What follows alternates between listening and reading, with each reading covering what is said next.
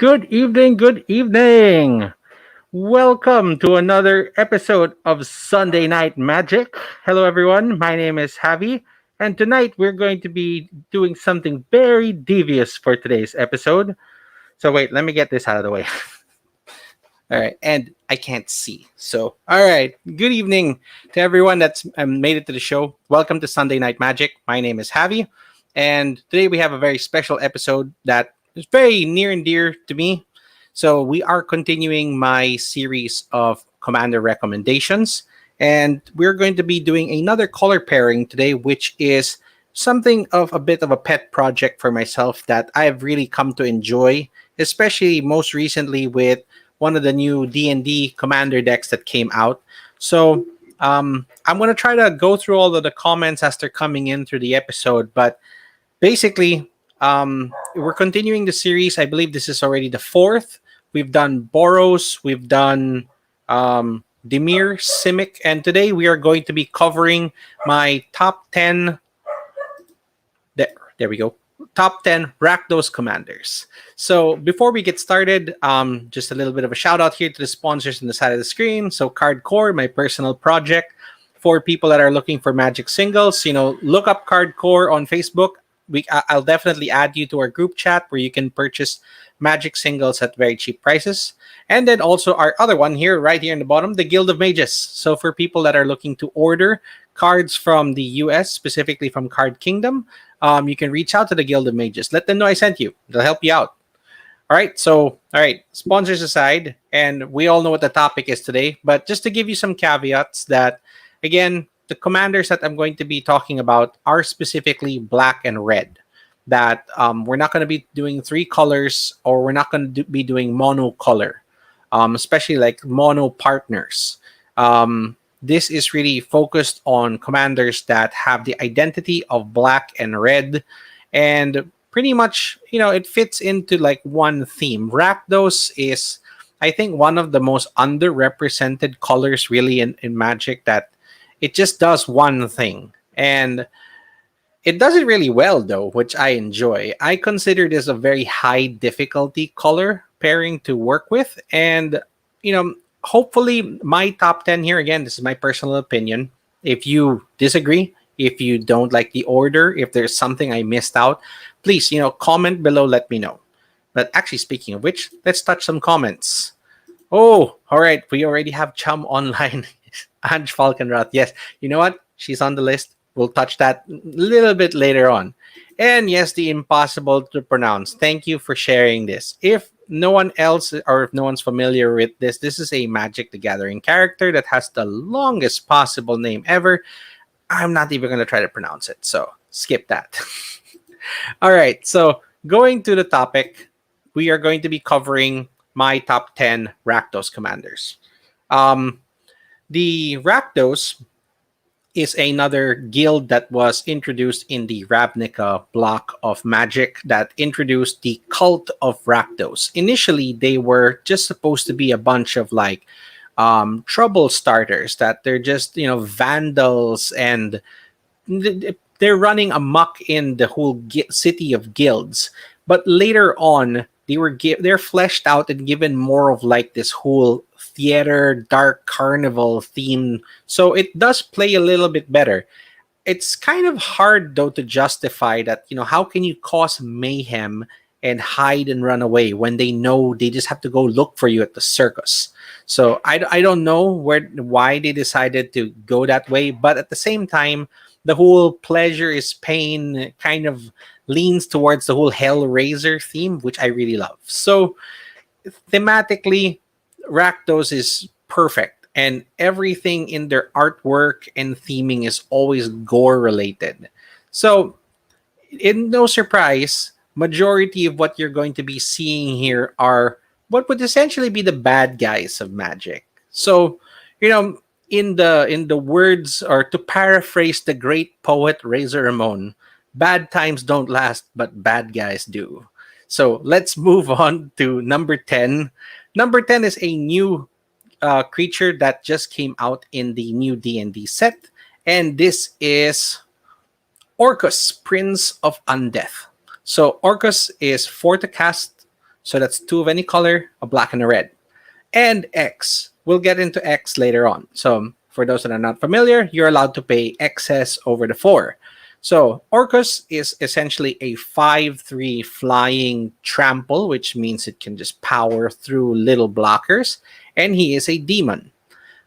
The X part comes in as he enters the battlefield. So when Orcus comes in, you get to choose that you can give each other creature minus X. So that is where the excess mana that you paid goes in. But you also lose X life. This is similar to another spell known as Toxic Deluge, and it's actually a pretty good board wipe. And the fact that this is attached to a creature means that it's also much harder to counter. The second ability, though, so let's say Orcus happens to die and goes back to your command zone. The next time that you cast him, you can pay X again. Return X target creatures with total mana cost of X or less from your graveyard back into the game. He is a mass animator that you just have to spread around to your creatures. So his first shot could kill everything. He's a 5/3. The moment your opponents happen to deal with him, bring him back in and everything else that died on your board. It's an amazing recurrence tool. I mean, I have a copy of Orcus, but I have reserved them into the 99 of the decks that I'm playing. I haven't used them specifically as a commander, but the fact that he can be reused from the command zone makes him a really great option, especially if you're playing very creature-heavy tables. So number 10 goes to Orcus, Prince of Death. Let's jump into some comments for a moment. Yes, somebody got the Razor Ramon reference. Thank you, Soy. Thank you for joining. Okay, yes, Prosper seems like he'd be fun. Yes, I'll be discussing Prosper maybe midway through this list. All right, so there, great. We have a couple of people watching. Thank you, thank you. I really hope that that the regulars that have been in every episode, I really appreciate it and all of the feedback. Thank you so much. So let's move to number 9. Number 9 is a classic. He is one of the villains in Magic lore that kind of just gets a bad rap as well. Like no one really likes playing the card, and I think it's mainly because of the cost. But it's one of the best political cards that I can think of for black and red. And this is Karvek the Merciless. So he is 7 to cast. That is a little too much. So that's 5 of any color, a red and a black. Legendary Human Shaman. That doesn't necessarily matter. But whenever an opponent casts a spell, Karvek deals damage equal to that spell's cost to any target. So he can punish the player casting a spell, or you can offer services to your opponents that if you want this to die, cast a spell that costs this much. So you essentially kind of become an enforcer. Black and red has a terrible reputation of being inadequate in terms of removal. They can barely deal with enchantments. There might be like 3 cards that exist within the realm of black and red that can deal with enchantments. They can, well, red can bust artifacts. Great. Black is amazing at killing creatures, but surprisingly, a lot of like the way that they would go with protection, counter spells, all of their interaction is only to artifacts and creatures, maybe lands to some extent, but it's something that they really lack in. And the fact that you can kind of take the stance of being an enforcer or just try to stop those ad nauseum decks that use their life as a resource. The moment they cast any spell, punish them for it. And actually, the table would appreciate keeping this guy alive. That makes it a great tool for you. And the fact that he's 5/4 means that he could probably swing pretty hard and kill someone by commander damage, along with the additional damage that comes from people casting spells.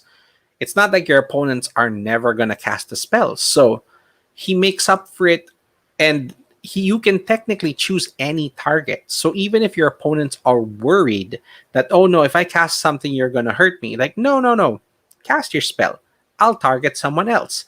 Now you're making deals, and you could potentially, put yourself somewhere between maybe second place and then pull off something that would just turn the tables on somebody who thought you were on their side, which is just perfect RAKDOS. So number 9, Karvik the Merciless. More comments. All right. Hi, Keo. Thank you for joining. Yes, every Rakdos commander is evil in their own way. And that's why this is a great episode. I've been wanting to really cover this and just, share my thoughts on what black and red could really do.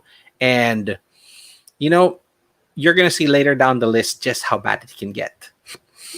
Oh, hey, thank you for joining, Mark. Yes, in Karvik we trust.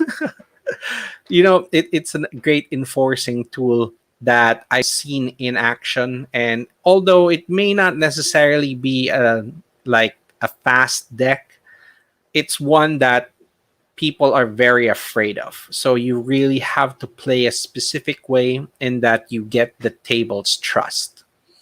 So number 9, let's move on to number 8. And right when we step into it, this here is Valky, God of Lies. But wait, I thought that we're only going to be covering creatures that are black and red. So Valky is an exception to this rule because Valky is a 2 to cast black creature. He is a 2/1. He has an ability to exile creatures that are revealed, okay, from opponent's hands and then even become a copy of it. He is essentially Magic the Gathering's answer or reference to what would be Loki. So the God of Lies or the trickster is there, Valky, the God of Lies. But if you look on the bottom left of the card, you'll see that there is a secondary spell here. It's called Tybalt, and it has 5 black red. So in actuality, the backside of this card is a black and red planeswalker. You typically can't use a planeswalker as your commander unless it specifies it in the wording. But because Valky is a legendary creature, he sits outside in your command zone. When you decide to play him, you can play him as the Tybalt side, essentially having Tybalt be a black and red commander. The card is double-sided, so it really does identify both colors. So Valky is a black-red commander. Valky is okay. Having him start early, 2 to cast 2/1, hit a couple of people, steal some creatures from their hands, that's pretty good. But you really want to ramp up and get eventually to playing Tybalt Cosmic Imposter. 7 to cast, 5 loyalty. So working with planeswalkers is a little bit different. That when he enters the battlefield, you immediately get an emblem. So you have an ability that will never go away. You may play cards exiled by Tybalt Cosmic Imposter, and you're allowed to spend any color that you have to cast those spells. Okay, now his +2 is you start taking the top card of each player's library, your own. So if you can manipulate your own library, basically you can start using those spells, or you can start stealing the top cards of your opponent's libraries, essentially taking away a lot of what might be their win conditions, essential cards, or things that they're tutoring up and putting on the top of their library. So there's great control there. He actually has a removal, which is exile target artifact or creature, which is what I discussed earlier. Black and red are great at removing artifacts and creatures, not anything else. So his protection at least prevents creatures from killing him. And his final ability is exile all cards from all graveyards, and he makes 3 red. This isn't that great, to be honest, because you're essentially also wiping out your own graveyard. And in black and red, your graveyard is really important. So I would never take the -8 unless you're desperate or just really need to prevent another player from abusing their graveyard. Thankfully, Tybalt plays out of exile, so you don't necessarily have to worry about your graveyard, because his wording is that if it was Tybalt's ability that exiled a card, you can play it. So, okay, exile all graveyards, you get 3 red, and because of that emblem, because Tybalt was the source, you can technically play those cards. So there is that can work for him. There's been a lot of builds that kind of fast ramp into an ad nauseum build using Tybalt. I've seen it through like watching EDH podcasts and gameplay footage, but I've not seen this run in person yet. But he definitely deserves to be on the list. So number 8 goes to Valky slash Tybalt. All right, let's take a jump into comments. Okay, one about Karvik. Okay, yes. So we did pass him a while ago. Okay, I remember that one Karvik commander. I think, yes, the extra turn episode. Right. You know what? But I will say that the person who was piloting Karvik, I believe that was Ashlyn, um, could have really made some better decisions in that episode. But yes, it was just fun to see how it ran, and the control it had on that game was amazing. So let's move on to the next. Number 7 is Ange Falconwrath. Or Angie? Ange? I don't know, but I heard Ange in the video. I'm going with it. So this is the first vampire that is being featured. So Ange is 3 to cast, 1/3, legendary vampire. What makes Ange great is that she has haste and can activate immediately, which means that you can begin using the benefits of this creature the moment it comes down. Now, what are the benefits? You can use Ange to discard a card and draw a card. So cards that you don't need, get rid of it, replaced.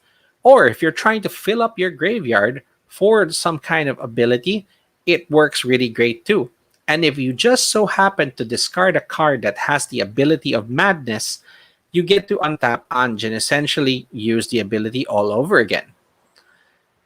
Give you an idea of how you could use this, let's say like on a turn basis. This is one card that synergizes with Ange really, really well. This is Squee Goblin Nabob. You don't actually care about the casting cost or what he does. Just believe me. Instead, at the beginning of your upkeep, you may return Squee from your graveyard to your hand. Essentially, you keep throwing him away using Ange's ability, and you keep getting him back every turn, which means that he is now a free draw every turn. So you don't even ever have to play him. You just keep throwing him away and he keeps getting replaced with a card.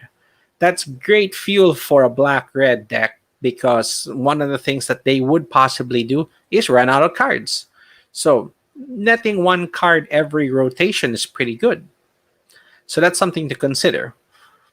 Now, where I personally built Ange Falconwrath before, but where I decided to take her abilities is using an infinite loop.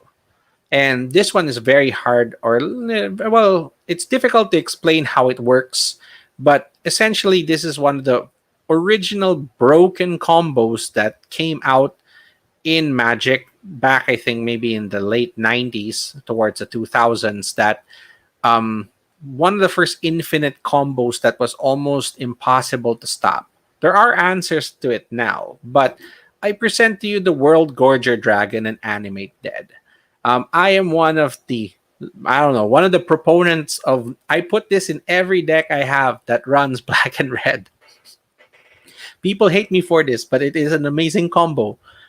It's really tricky to explain, but basically, if you animate Dead World Gorger, so Ange can put World Gorger in your graveyard. You animate it, but when he comes in, he removes all other permanents, including your lands, and including Animate Dead. When Animate Dead leaves, World Gorger dies. When World Gorger dies, all of your permanents come in. Your lands return untapped, which gives you the opportunity to make infinite mana because you're going to animate World Gorger again and it becomes an infinite loop. What makes Ange great is that she comes back untapped and has haste because of the whole World Gorger loop.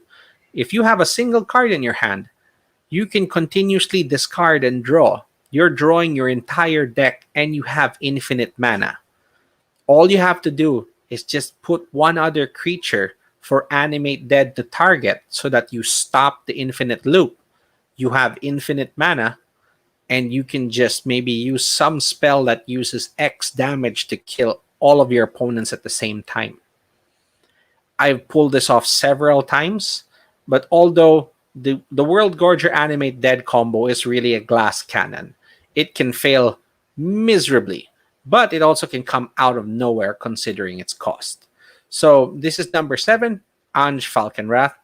Definitely a card I think that every black red player or anyone who uses graveyard manipulation should consider using. Let's jump to some comments. Okay, let's see. Yes, considering that Innistrad theme is very Transylvania, okay, I'm inclined to pronounce it, okay, with a German J. How would that be pronounced? So it's Anji? Okay, let's see here. Anyi. Okay, I'll go with that. Okay, thank you. So, learning new things every day. Thank you, Mikey. Thank you for joining as well. Yeah, so there you go. One more time. Anyi. Okay, great, great. Wow, so many people. Okay, I have been pronouncing it wrong for so long. Thank you. Although I have been piloting it really well. All right, but actually, as we go later down the list, Annie has been replaced by other, I would say, stronger commanders, but not to say that her abilities isn't that great. It's really, really good if you know how to use it. So, moving to number 6, the namesake of Black Red, Rakdos, the Lord of Riots. So, this is not the original printing of Rakdos. So this is the Return to Ravnica version. So Rakdos, Lord of Riots. So this is a little bit different from the original character. This is like a progression of how he's been in terms of story-wise. But his ability here is impressive because Rakdos is 2 black, 2 red, 4 to cast 6/6. You're not allowed to cast him unless an opponent lost life in during your turn, which is actually not a problem because black and red has an amazing way of just needling people for like 1 point of damage, that a lot of their abilities require you to make your opponents lose just a little bit of life. So there's so many cards in the Rakdos color that can make that happen without even trying. And even later sets that had nothing to do with Rakdos complement it even well by just simply attacking an opponent and everyone loses a life. And pretty much the moment Rakdos is down, he's a flying trampled 6/6. That's nothing to scoff at. He is a huge beater that can take out an opponent in maybe 4 attacks. But where he really excels is his final ability. Creature spells you cast cost 1 less for each life your opponent lost this turn. So if you manage to find a way to make all of your opponents lose life, let's say for instance that they're all taxed for, let's say, even 1 life, you attack with Rakdos, he deals 6 damage. That is 9 life lost. That means that the next creature you play is cost 9 colorless off, which could almost make it free.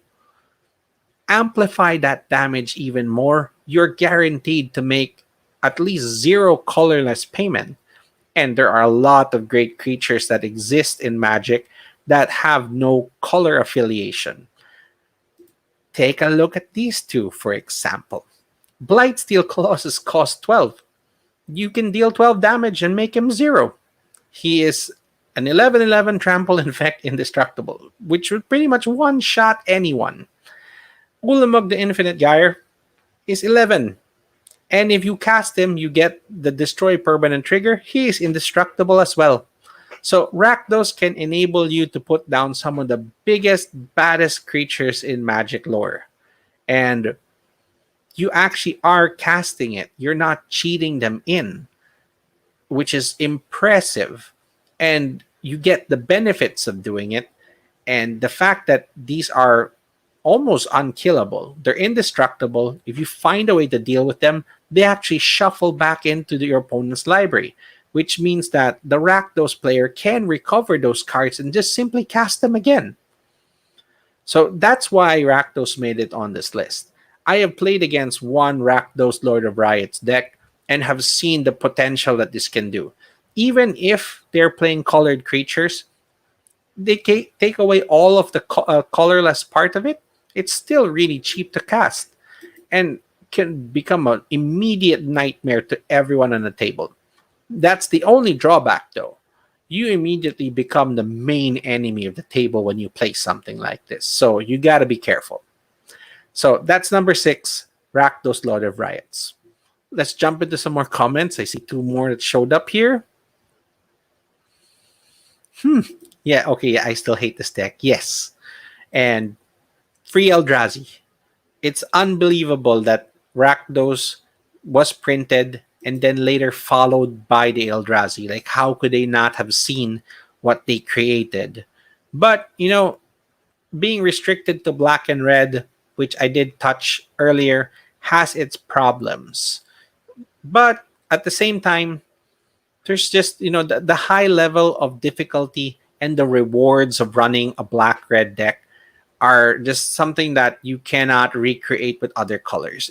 I would consider it, well, even just going down to mono red, it's surprisingly high skill because you can barely get anything done. Even mono black is pretty tricky. So combining them together and the fact that they're not really given too much to work with is, once they pull off what they want to do, it's impressive. Okay, so question. Yes, can you use mana from Rakdos to pay for X costs? Technically no, because what he essentially does is that creature spells will cost 1 less for each life lost. So unless the creature's cost is X, you can technically use it. Let's say if we were talking about like a walking ballista, then yes, you can. It's a discount. So you're going to declare, let's say that you manage to deal 12 damage. You will declare that you're going to cast an X creature for 12, which is essentially still 0. So to directly answer your question, yes, you can, but there's a very specific instance or creature type that you're going to have to do that with. So let's jump maybe to another example that was shown earlier. This is Orcus. Orcus has X in its cost. Using the same example of Rakdos, let's say you have a discount of 12. Orcus already costs a black and a red and 2. So you're taking away the 2. You still have 10 left. You can technically cast Orcus with the remaining 10 because it's still part of his casting cost. So he will come in and deal -X to the whole table, which is 10, and you lose 10 life. Or you can mass animate for a total value of X.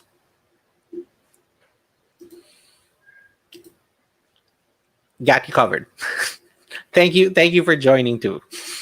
All right, so let's get back. So we stopped at Rakdos. Okay, so let's move on to number 5. So this was mentioned by Chum earlier. So I am actually currently piloting now with some of the members of VP the pre-constructed decks that came for Adventures of the Forgotten Realm. And my commander that I am running is Prosper Tomebound. So the Tiefling Warlock deck is actually pretty impressive. I want to upgrade it, but that's for another day. And let me tell you why. So Prosper is a 4 to cast, 1/4, which is okay. 4 is actually, a 4 to cast is doable. It's not going to happen first turn. You need some really good circumstances in order to bring Prosper down on your turn 1. And that's not really your goal.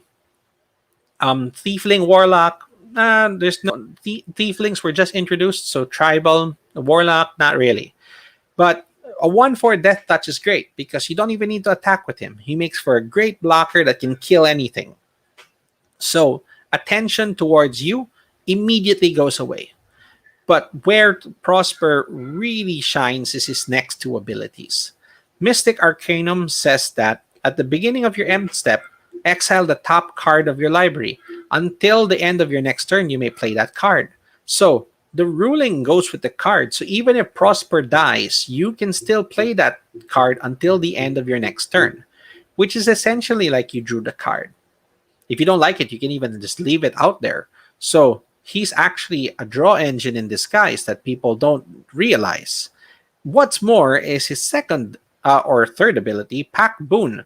Whenever you play a card from exile, you create a treasure token, which is free mana, which will fuel the next spell and the next spell. So not only does he extend your hand to exile and give you extra card draw, so to speak, he also rewards you for playing cards in exile. I mean, play the card. If you exile the land and you just put it into play, you're rewarded with a treasure. That is amazing acceleration that people don't see until it happens in a turn cycle. And okay, it's unfortunate that this only really triggers towards the end of your turn. But what I've found is that there are different ways to abuse this ability. And I'm going to show you a few examples to give you an idea of just how evil this deck can become. And I cannot wait to upgrade it. So, first is a card that actually comes with the deck, which is Share the Spoils, and Uba Mask, which is an older card that both kind of do the same thing. But Share the Spoils comes in the game and exiles the top card of each player's library. During each player's turn, that player may play a land or cast a spell among the cards that were exiled. So, you can play your opponent's spells now, or play one of your own, and Prosper will even give you a treasure. And when you do, you exile the top card of your library again, adding to Share the Spoils. So it becomes restricted that you can only play during your turn and cast a spell among the ones that are exiled. So it's not, it's not something that you can do like on an infinite loop, but it's also controlled in that people can't steal a card until it's their turn. Taking that to the extreme, you now move to Uba Mask. If a player would draw a card, instead they remove the top card of their library from the game instead. And each player may play cards that they remove from the game with Uba Mask this turn. If they don't play it during that turn, it is exiled forever. But Prosper rewards you for playing cards from exile, giving you treasures. So you are at a very distinct advantage that you can keep affording the next spell that keeps coming out. Abuse this in a way to have everyone draw at the same time. You're doing them a favor, but they only have that turn to cast it, and they probably can't afford everything. So it's abusable to some extent, and I really want to upgrade the deck to put Uba Mask in. You can definitely chain a lot of cards and be rewarded for it using this. And to show you again how you can take this further, here are two more examples. Opposition Agent and Jessica's Will. For Opposition Agent, there are several effects that steal cards from opponents' libraries. There is Praetor's Grasp, there's Gonti, there's other examples that I can provide. But I decided to use Opposition Agent as the example. Basically, you are stealing cards from your opponent and you get to cast them from exile. Prosper triggers because you are casting it from exile and you get treasures, which is great. So it's almost like a discount, so to speak. Jessica's Will, and among so many other red cards, allow you to play cards from exile. So Jessica's Will says exile the top 3 cards of your library. You may play them this turn. With Prosper, you get both abilities of Jessica's Will, so you still get extra red mana. And what's more, every time you play one of them, you get a treasure. So as long as you can just keep taking cards somehow, which black and red are really good at, you can keep getting treasures, which will become an endless loop if possible. So the potential to bring Prosper to like a competitive level is there.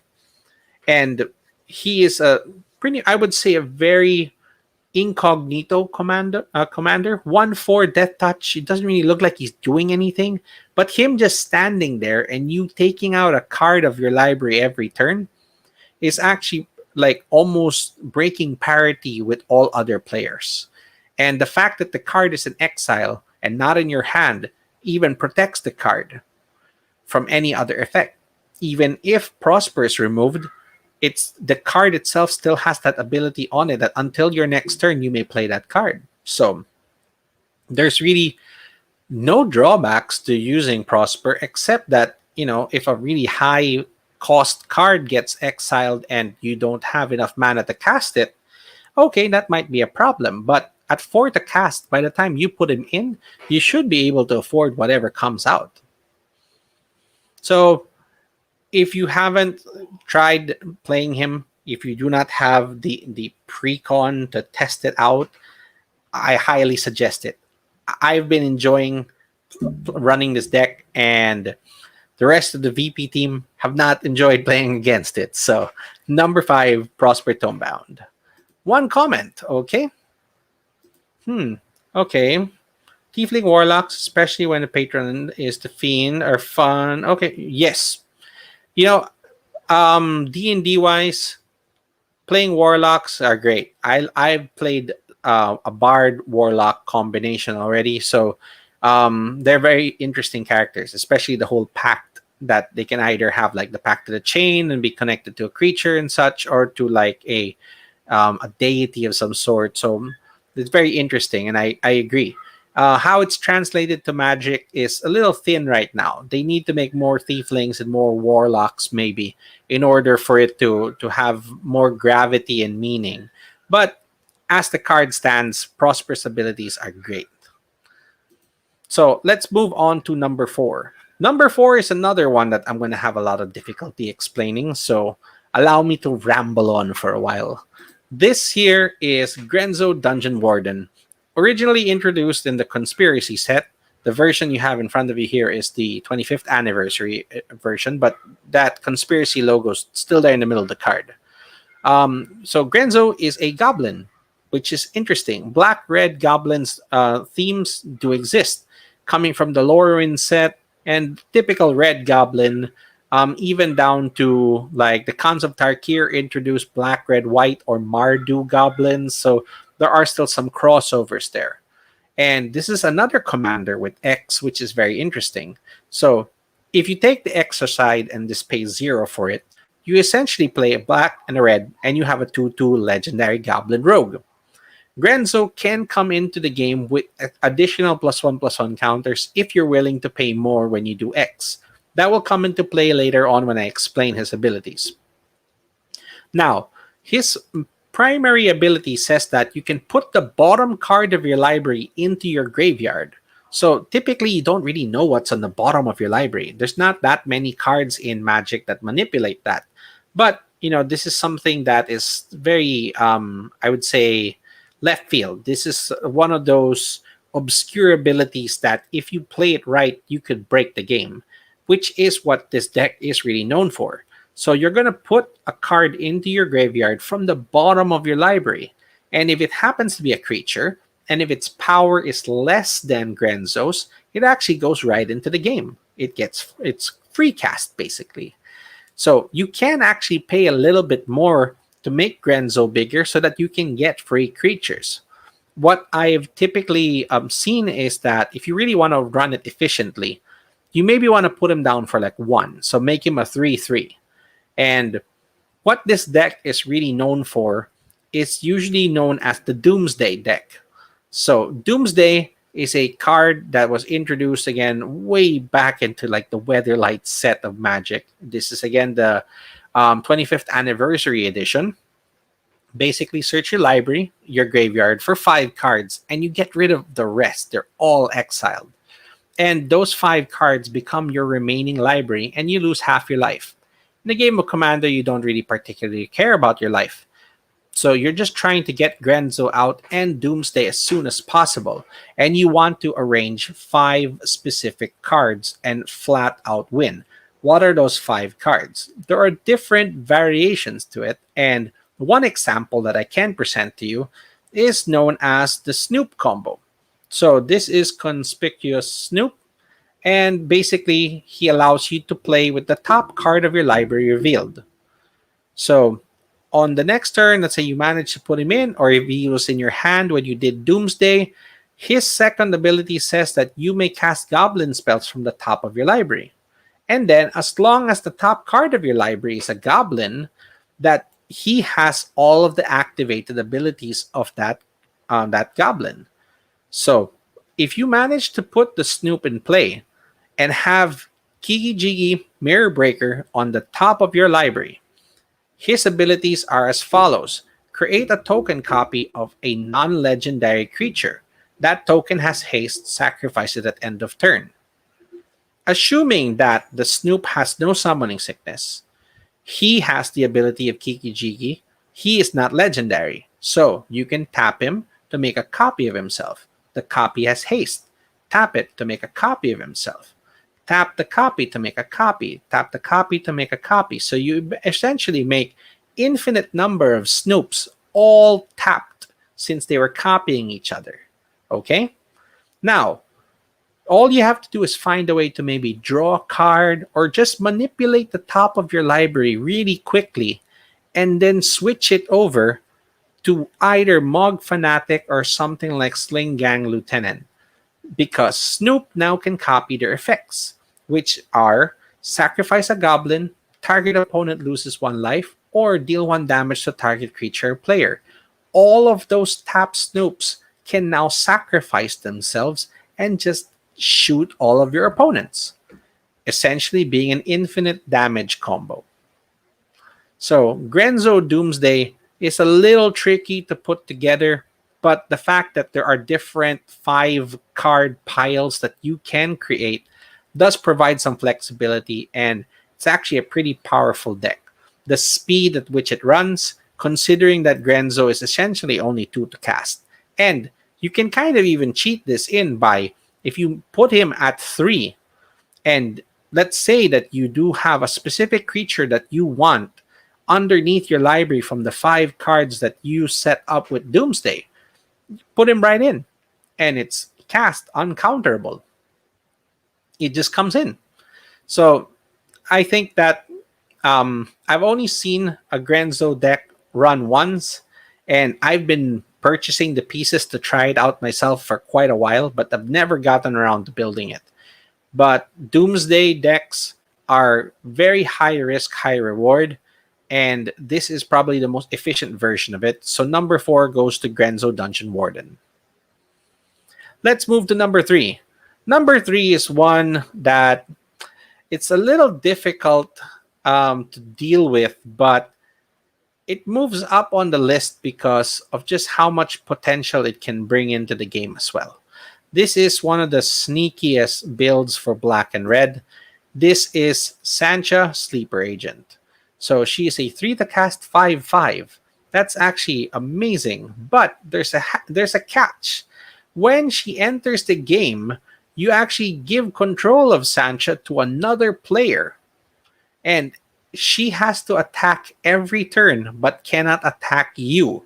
So you are essentially speeding up the game by making your opponents fight each other, and then you just happen to even give them a 5/5, which makes commander damage even potentially faster. And second to that is you can pay 3 colorless, and Sancha will deal 2 damage to the controller, and you get to draw a card. Now, any player may activate this ability. So it's a little tricky in that other players might be able to take advantage of this. But let's say that you have a way of producing infinite mana. This is the 4th episode that we've been going over these commander recommendations, and there has been more than enough infinite mana combos that I've gone through. Take, for instance, again, the World Gorger Animate, that you will essentially make infinite black and red depending what you have in play. You can just filter all of that into Sancha until you kill your opponent. So once an opponent dies, they will give you control of Sancha again. You just have to find a way to kill Sancha, go back to your command zone, put it on the next player, and repeat the process until everyone dies. So that's the reason why she animated to number 3, only because there's a little bit of hoops and hurdles to take in here. But this is one of those commanders that promotes fighting, gives people draw advantage, and can actually end games really fast. So It's not so much that it's a threat, but for those people who are trying to build up or are trying to like find the pieces they need, this is amazing pressure. One of our friends in our common commander pod. So shout out to my pinsan Gino who runs this. It's actually a really impressive deck if you have the right pieces. So he just does a little bit of a pillow fort so that no one can attack him or that he doesn't take any damage, and just lets the 5/5 start swinging and hitting people while people are desperately using up their resources to try drawing cards. You'll eventually kill one opponent and then he'll just recast it and kill the next one. So it's the whole sleeper agent is actually very interesting. Really, it's a traitor amongst your ranks that is very hard to deal with. And the fact that you are forced to attack every turn, you're just waiting for an opponent to really put down something huge that can block a 5/5 and send this back to its opponent's command zone, hopefully taxing it more than it's worth. But it's three to cast, it comes down so early. The chances of somebody having an answer are slim to none. So it's definitely one of the evil commanders that people really need to look out for. So number 3, Sanchez Sleeper Agent. Now we move to my top 2, which are really 2 of my favorite commanders. One is beaten out because of just maybe personal preference. But here, number 2, we are moving to Vile Smasher the Fierce. So Vile Smasher is a 3 to cast, 2/3, another Goblin Berserker, but that doesn't necessarily matter. Um, Vile Smasher is one of the most interesting black-red creatures that has come out in the last few years. The version that you're seeing here is, I believe, the 2016 Commander deck when it was first introduced. And when Vile Smasher, or whenever you cast your first spell every turn, which means that if you cast during your opponent's turns, it's still considered your first spell each turn. Vile Smasher deals damage equal to that spell's converted mana cost to an opponent chosen at random. You don't get to control who they hit, but you still hit someone depending on the cost of the spell you played. How you can maximize this is when you put Vile Smasher together with a different commander, because Vile Smasher has partner, which means that you can use another creature at partner. Combine Vile Smasher with something that has blue or green, and you open yourself to the line of Curiosity and Keen Sense, which are the exact same card that just comes in 2 different colors, that read as follows. When enchanted creature deals damage to an opponent, draw a card. So, put this on Vile Smasher. When you cast a spell, Vile Smasher deals damage, and then you draw. It pretty much hurts and gives you hand advantage. And okay, it's a 2/3, which means it's tiny, sure, but having that 3 in the end makes it capable of even just blocking and just standing still while it continues to deal damage to your opponents, which is again not anything that people would notice as an immediate threat, but can escalate really fast. So it's not an infinite combo, but the flexibility again that comes with being a partner makes it a really great option. And the fact that you are dealing direct damage to an opponent's face and they can't do anything about it.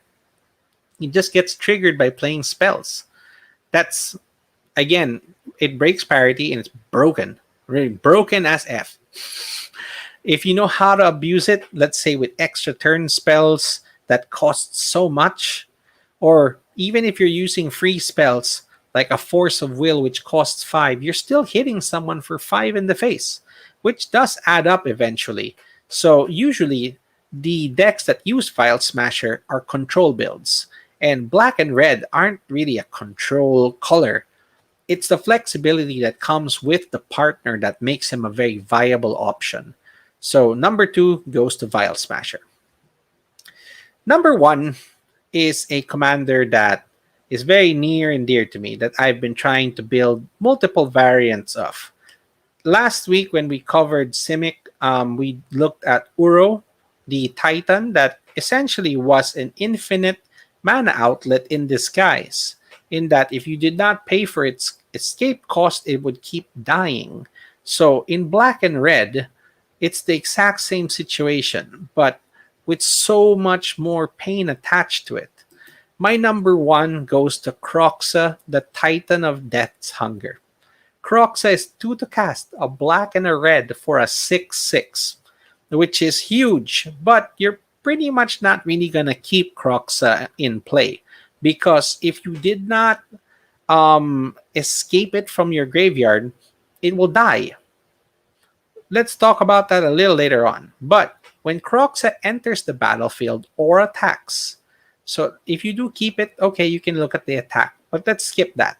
When Croxa enters the battlefield, each opponent discards a card, and whoever didn't discard a non-land card loses 3 life. For 2 to cast, it's a creature spell which makes it harder to counter than your typical sorcery discard spell. You paid 2, and you pretty much made 3 opponents discard a card. It's actually a very efficient discard spell. And if they even discarded a land card or were not able to discard, they lose 3 life. They also get hurt. So it keeps going back to your command zone. And as long as you can keep casting it, you're going to continuously hurt your opponent. So it's actually an infinite mana outlet. So going back again to another combo that I presented earlier, you have the World Gorger Animate Dead, which is perfect in black and red. You just have to find a way to get World Gorger in your graveyard. Not as good maybe without Anye, but you can put Anye in your 99. Or even other just basic entomb effects that would do this for you. But once you escalate to infinite mana, Croxa will always be sitting outside in your command zone ready to be used. You cast it, it makes everyone discard, which limits their resources, but you didn't escape it, so it dies and goes back to the command zone. Repeat the process until your opponents have no hand, which means they have no answer, and then start losing 3 life every time. It's an infinite loop coming out of the command zone as long as you have infinite black and red mana. There are different routes you can take to this. You don't even necessarily have to do it strictly in black and red, but that takes him away from your graveyard, or sorry, I mean your command zone. So I've been playing this specifically in black and red and using cards that capitalize on discard effects like Waste Not or other effects like I think there's the Surly Badgesaur there, another one that they're great cards that reward you when your opponents discard or when you discard. So without a doubt, this is one of those sleeper commanders that people don't realize it is an infinite mana outlet. It doesn't look like it's not printed anywhere in the card, but as long as you don't escape it, it will keep dying. So you just keep feeding all of that infinite mana to it, and you're going to kill everyone. So number one goes to Croxa, Titan of Death's Hunger, a personal favorite that I've been brewing and building several times over. I did have to take it apart recently, but I am just so close to building it again because it's fun to play. And RAKDOS runs on Hellbent, which means having 0 cards, and I am totally down with running no cards.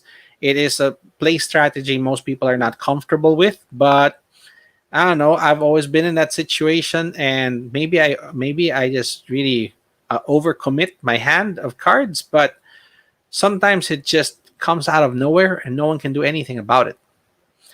So hey, let's jump to some comments. There is a comment.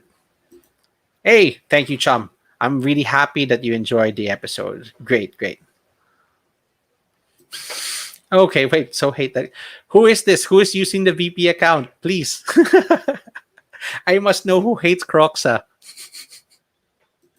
All right, so that has been another episode of Sunday Night Magic. We're closing into the 1 hour mark, but yep, that was my top 10 Rakdos commanders. Thank you for those who joined the episode. I really appreciate the comments that came in. And, this is 4 out of the 10 color combinations. Of course, it was Denmark. Okay. Dude, we really have to play Commander sometime, man. So, again, top 10, fourth time. So we have a couple of more color pairings to go through. There's 10 in total. If you have some suggestions of which color pairings you'd like to see next, please put them in the comments. Otherwise, I'm just going to be randomly selecting this anyway. Hey, Keo. Thank you. Yes. So now that you've seen what black and red can potentially do, I know they're not your colors right now because your deck is composed of the 3 other colors of Magic, but you know what to look out for now. So thank you again, everyone. This has been another episode of Sunday Night Magic. My name is Javi. You guys keep gaming.